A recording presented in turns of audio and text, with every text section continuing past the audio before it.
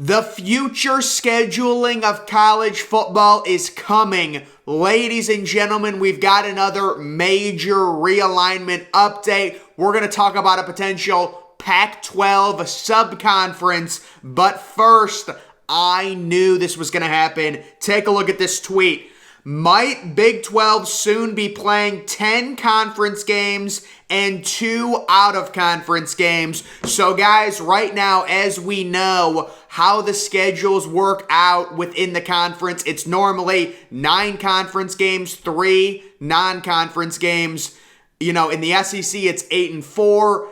But overall, guys, I think with the expanded conferences, if the Big 12 gets up to 15 teams, the Big 10's already at 16, the SEC's already at 16, we're going to start seeing conferences expand, and it's going to be 10 conference games, 2 non-conference games. You're going to get the 1 extra conference games due to the expanded conferences, due to more teams, better matchups. You're going to see UCLA face Ohio State, Iowa face USC, instead of seeing Iowa versus North Dakota State. Although I actually think North Dakota State beat Iowa one year, as funny as that is. But you're going to start seeing better matchups with 10 conference games, and I projected this is going to happen. The Big 12 thinking about going to 10 conference games and just 2 non-conference games. Of course, this would also assume the Big 12 would be expanding to the rumored 15 teams, which would be Arizona, Arizona State, and Colorado coming in to the Big 12. Not the best catches, I'll be honest. The idea, because originally we thought Utah was also going, but if it's just those 3 teams, I mean, you're adding 3 schools, but none of those schools, I mean, I guess Arizona has a good basketball program. I don't know, guys. Either way, this is the scheduling of the future. More conference games, less FCS games. It's so crazy right now. Look at the SEC schedule. You've got 8 conference games, 4 non-conference games, normally 3 of the non-conference games that most SEC teams play are completely uncompetitive. So you have a 12-game regular season, and 3 of the games are out-of-conference games against totally mismatched teams. That's ridiculous. It makes no sense. The idea is to make more money, better matchups. But again, guys, this is why I'm so in favor of the 12-team playoff. We didn't need all this conference expansion. All we needed was a 12-team playoff so you don't disincentivize teams from scheduling tough non-conference games. Because you take a look at a situation like Michigan, they lose a few tough non-conference games. Now they've got a horrible non-conference schedule because they have no room for error. Because their conference schedule is so tough, if you lose 1 non-conference game and then you lose to Penn State, to Ohio State, to any one of those teams, you're out of the 4-team playoff. If you expanded the playoff to 12 teams, the teams with 2 losses would still have a chance and legitimate chance to make the playoff. But teams are scared to schedule tough non-conference games because the playoff, there's no room for error. And that's the whole issue with that. That's why a 12-team playoff is so important. But this is the future if we get the expanded. It should be the future. This should be the scheduling format for the Big 10. They have 16 teams in their conference. You need more conference games. Get the 12-team playoff. So if you lose 2 games, you still have a chance to make the, playoff. So that's just my opinion on that. Very interesting thing there. There's 2 other things I quickly wanted to talk about. But this is the big one. We've got a very interesting model here from CFBN Plus on Instagram. And he says, the ghost of the Pac-12, could this be possible? This is a 14-team Pac-12 subconference. I would say this is the second worst scenario for the Pac-12. The first worst scenario for the Pac-12 is it dissolving completely. The idea would be Washington State, California, and Oregon State would be going to the Mountain West because they've had talks with the Mountain West in the event the Big 12 snipes 3 or 4 teams. In the event Washington and Oregon would leave to the Big 10, those 3 schools, Washington State, Oregon State, and California, would be left without a home. They would go to the Mountain West. The league completely dissolves. But this would be this is the second worst scenario. This is the Pac-12 surviving by the skin of their teeth, but it's so sad. It is so sad to see if this is how it plays out. It basically becomes the Mountain West. That it takes most Mountain West teams, and it also takes SMU, Tulsa, Memphis, and South Florida, who apparently has a very lucrative market in Tampa. South Florida does. Apparently, South Florida is a valuable team when it comes to expansion. I didn't even know that. But yeah, this league, they also have UNLV, Utah State, Colorado State, Boise State. It still retains Oregon State, Washington State, Cal. And so Stanford would be gone. I would be very surprised if this is the way the league looks. So much other stuff would happen. If this is what becomes of the Pac-12, what I think would happen, Stanford would be in the Big Ten. Because if all of this stuff happens to where the four teams, Utah's gone to the Big 12, Arizona State, Arizona, Colorado are gone to the Big 12, I don't think Stanford sticks around at that point. Stanford is gone to either being an independent. Well, no, they wouldn't be an independent. They would probably join the Big Ten. The thought process is if Notre Dame goes to the Big Ten, Stanford is going with them. I don't know where Washington and Oregon would go in this situation, but this is the thing with the Pac-12. They're the one Power 5 that really is on the verge of total collapse, and if they survive, this is, you don't even keep Washington or Oregon. You lose both Washington and Oregon as well. So this is just a complete sad scenario to see. And what a great job by this person with this graph or this map. I really like it. I don't know. So guys, we'll see if that ends up happening. That is a sad thing to think about. We've also got a few other things that I just saw randomly on Instagram. You guys will get a kick out of this. So we've got this SEC account tweeting out each team's toughest football game next season. So apparently Alabama's hardest game next year is at Arkansas.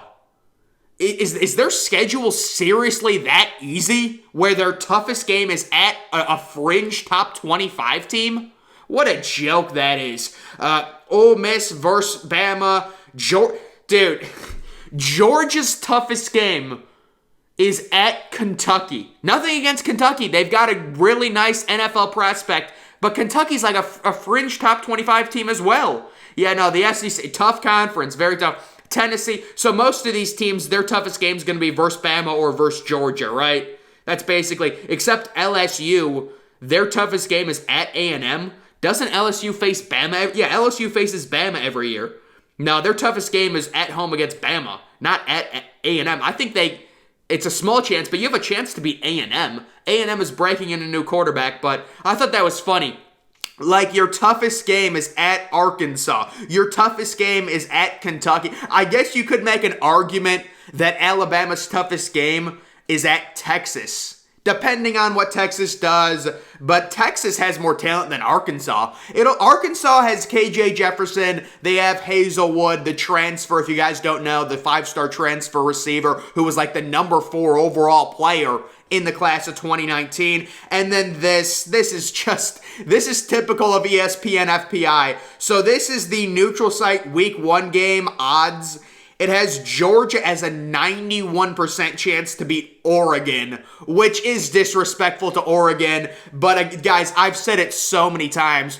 When I'm coming out, I don't know if it's today or tomorrow or the next day, soon, my top 3 most overrated teams of 2022. I did it last year. I nailed it. I said Iowa State was overrated.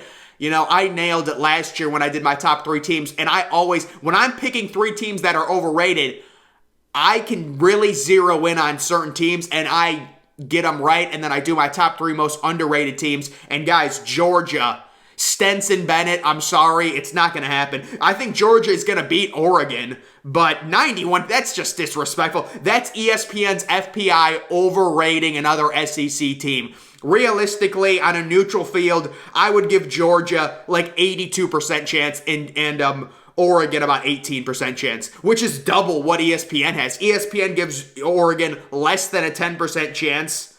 I just thought that's just a little uncalled for. No, it's a little ridiculous. We've also got another tweet one option for the Pac-12 and the Big 12. Join forces, create a network, marginalize the ACC, add San Diego State, and lock down 10 of the nation's top 30 markets. We keep getting these rumors of some type of merger.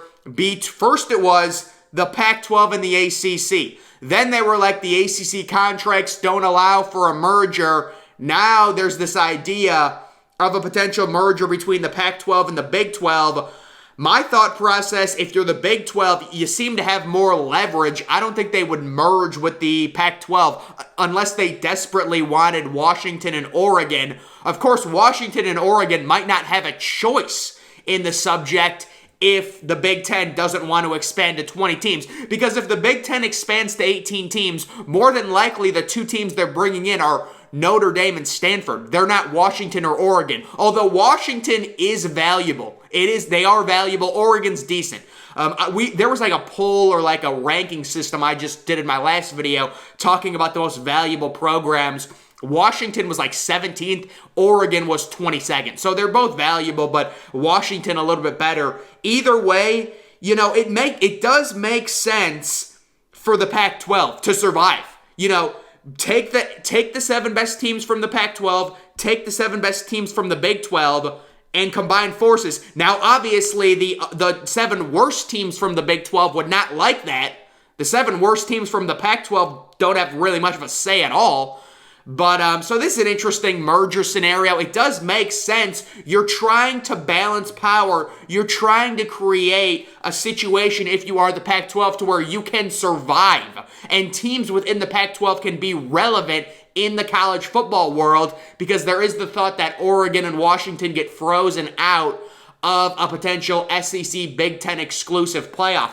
You want that third super conference, or at least some type of alliance, to where they could have some sort of power over the ACC and still make their games matter in terms of a national effect.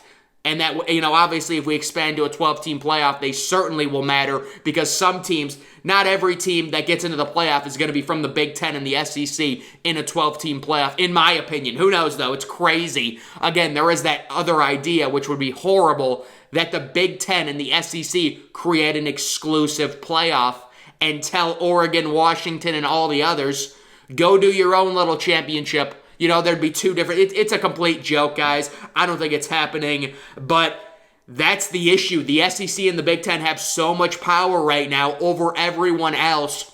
When you look at the top 14 most desirable universities in terms of power, 13 of the top 14 are currently or going to be a member of the Big Ten and the SEC. The only one that's not is an independent, Notre Dame, who's been rumored possibly to join the Big Ten in 2025. So right now we've got a major power struggle at the top of the college football world with the Big Ten and the SEC at number 1 and number 2. And then it's basically Big Ten number 1, SEC number 2. This is based on power, obviously, in terms of overall strength in terms of college football. The SEC is better than the Big Ten, but just saying, Big Ten, SEC, gap the size of the Grand Canyon, Big 12, actually ACC, then the Big 12. Yeah, the ACC is better, because the ACC still has Clemson, they still have Florida State. The Big 12 has a bunch of average teams right now. I'll be honest, they do. Once they lose to Oklahoma, when they lose Oklahoma and Texas, they've got a bunch of average teams. They need Oregon and Washington. At the very least, they need Oregon and Washington. The Big 12 does. But then you can see kind of how the balance and how the power is crazy. But guys, that is going to do it for this video. Make sure you follow me on Twitter. Link to that's always in the description. I'm, of course, the Depressed Ginger. Thank you for watching.